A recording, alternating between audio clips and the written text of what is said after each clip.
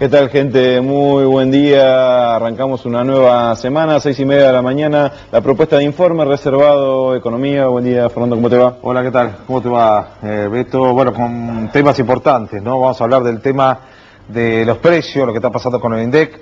Tenemos como invitado tenemos a Camilo Tiscornia, que es director del estudio Castiglione Tiscornia Asociados. Indudablemente que el tema central por estas horas es la inflación. Más allá de la crisis del campo, el tema de la inflación es central. Entonces, bueno, vamos justamente a conversar de todos estos aspectos de la economía. Sí, tengamos en cuenta, por otra parte, hay otros valores que se conocieron respecto a lo que tiene que ver con el crecimiento del país, y eso también lo que vamos a charlar con el economista que hemos invitado en esta mañana. Permítanme hacerles la recomendación, www.informereservado.net, nuestra página en internet. Vamos a los auspicios del programa.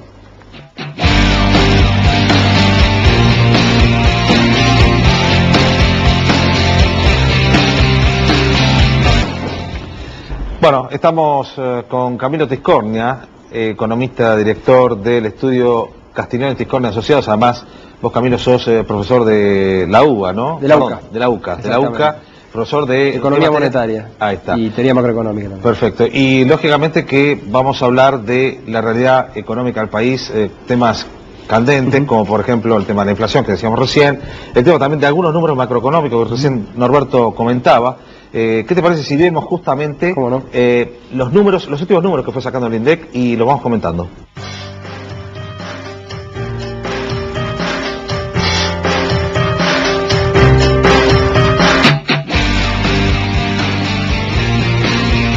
Bueno, aquí, Camilo, tenemos algunos valores. Fíjate los precios que da el INDEC. Esto es correspondiente a el mes de mayo, ¿no? Perdón, al mes de abril, claro. Esto es al mes de abril, con respecto a marzo de este año.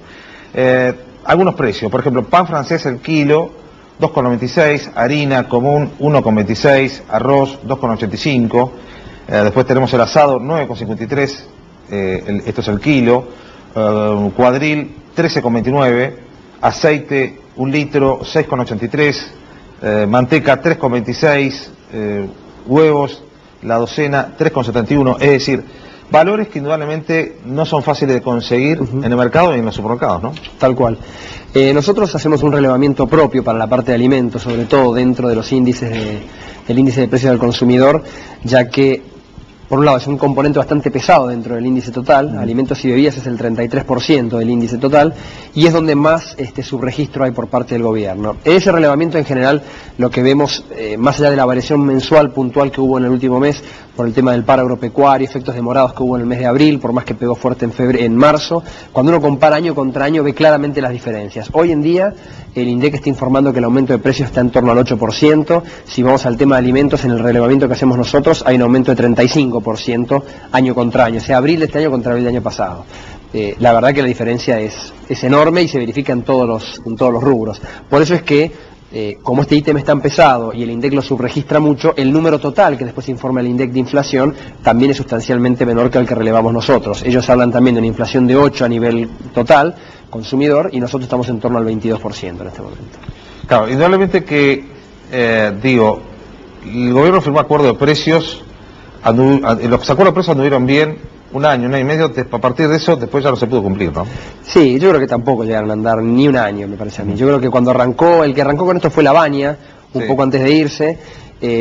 Habrán funcionado un mes, algo por el estilo, y después ya se empezó a verificar una brecha cada vez más grande entre lo que informaba el gobierno, los precios de los acuerdos y los precios que se veían en el supermercado realmente. Y no solamente, ya después el problema se extendió no solamente a los alimentos, sino a otros rubros. Entonces hoy en día hay una subestimación bastante gruesa ya en todo el índice de precios, por eso es la falta de confianza que hay en el indicador oficial, ¿no? Ahora tengamos en cuenta, Tiscornia, que en épocas de la gestión de Néstor Kirchner, el tema de control de precios, si bien se había anunciado como algo, como una solución que era momentánea, que había que seguir pensando en planes a futuro sobre cómo controlar esos movimientos en los precios, dio resultado.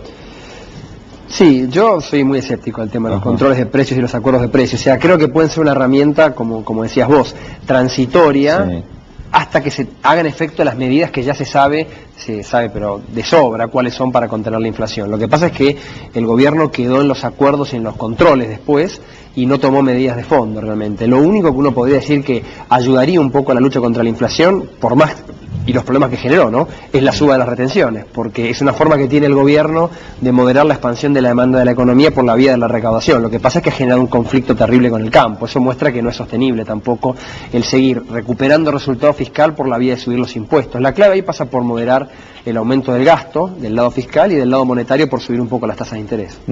Si me permiten, compartimos otros datos, en este caso en lo que tiene que ver, bueno, las consultoras privadas vaticinaban, tengamos en cuenta, un aumento entre el 7,7 y 7,9%. Finalmente el Producto Bruto Interno aumentó en un 8,1% con respecto al mismo periodo del año pasado. Tengamos en cuenta que la economía está llevando 64 meses consecutivos, en este caso de crecimiento interanual desde diciembre del 2002. Y de acuerdo a los datos del INDEC, se desprende, uno puede hacer una lectura respecto a esto, que el paro del campo, que recién nos mencionábamos, es como que no llegó a tener una entidad suficiente como para detener, en definitiva, estos valores. Por otra parte, el estimador mensual de la actividad económica, el EMAE, que anticipa la variación que finalmente acusó el Producto Bruto Interno, arrojó una expansión del 1,2% en comparación con febrero. Claro. Y tengamos en cuenta que en febrero, por el contrario, se había verificado una contracción del 0,6%. Y también, en consecuencia, el primer trimestre cerró con una expansión de la economía del 8,8%. Ahora bien, charlamos incluso fuera del aire, estos números están lejos de mostrar un enfriamiento, un escenario de enfriamiento con respecto a lo que tiene que ver con la economía, incluso como también se reclama de distintos sectores que debería suceder, en este caso también para restar un poco de presión sobre la inflación, porque también es considerado que el principal sostén del aumento está generado a partir del consumo que puede llegar a haber en las familias. Ahora, hay siempre tres palabras que se mencionan: lo que tiene que ver con la inversión, lo que tiene que ver con el ahorro y lo que tiene que ver con el gasto. Estamos sin duda, usted nos lo podrá reafirmar, en momentos en los que es vital y de suma importancia aplicar políticas que sean de seducción para atraer inversiones. Es crucial también, y también así creo que lo puede entender todo el mundo, el tema del ahorro. Nuestros abuelos ya también nos decían, en términos populares, el que junta siempre tiene. Ahora, lo del gasto también es bastante discutible, en eso sí, en comparación a los otros puntos. ¿Cuál es su posición al respecto? Bueno, yo diría lo siguiente: el ahorro se ha recuperado. Si vamos por el lado de las fuentes de quién va a financiar la supuesta inversión que debería haber, el ahorro se ha recuperado en la Argentina en los últimos años, sobre todo de la mano del sector público. La manifestación de esto es que cuando uno analiza las cuentas externas del país, hasta hace poco, de hecho, había tanto ahorro en la Argentina que estábamos financiando una fuga de capitales que implica financiar la inversión en el resto del mundo. Esto ahora está cambiando un poco, el resultado del sector público se está deteriorando un poco, pero bueno, sigue siendo una situación positiva esta si la comparamos con respecto a lo que era el fin de los años 90 sobre todo. Ahora, en términos de la inversión, que es el otro tema clave, la inversión está en un nivel bastante razonable, 23% del Producto Bruto Interno, que para la Argentina no es nada malo. Lo que ocurre es que ese nivel de 23% de inversión no es suficiente para poder crecer sostenidamente al 9% como lo ha venido haciendo la economía en los últimos años. Entonces,